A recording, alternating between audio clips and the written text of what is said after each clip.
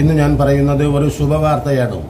യഥാർത്ഥത്തിൽ നമ്മളെല്ലാവരും അന്വേഷിച്ച് ഉത്കണ്ഠയോടെ ആകാംക്ഷയോടെ കാത്തിരുന്ന അർജുനൻ്റെ കാര്യത്തിൽ 1-2 ദിവസത്തിനകം തീർച്ചയായിട്ടും ഒരു തീരുമാനമാകും. അതുകൊണ്ടാണ് ഗോവയിൽ നിന്നെത്തിച്ച ഡ്രഡ്ജർ വഴി തിരയുമ്പോൾ തീർച്ചയായിട്ടും എവിടെയാണ്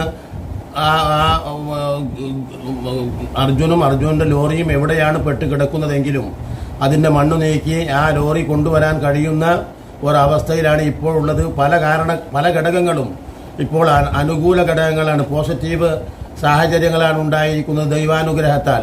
അതിനുവേണ്ടി നമ്മൾ ദൈവത്തോട് തന്നെ പ്രാർത്ഥിക്കണം. കാരണം ഒരു വലിയ പ്രളയം പോലെ ഉണ്ടായിരുന്ന സാഹചര്യത്തിലാണ് ഈ അർജുൻ മണ്ണടിയിലേക്ക് പോയത്. അതുകൊണ്ട് തന്നെ തീർച്ചയായിട്ടും ഇപ്പോൾ കാലാവസ്ഥ തെളിഞ്ഞിരിക്കുന്നു, സാഹചര്യങ്ങളൊക്കെ വളരെ അനുകൂലമായ സാഹചര്യമാണുള്ളത്. ഇതുവരെയും ഡ്രഡ്ജർ എന്ന് പറയുന്നത് കിട്ടുകയും അത് കൊണ്ടുവരാനുള്ള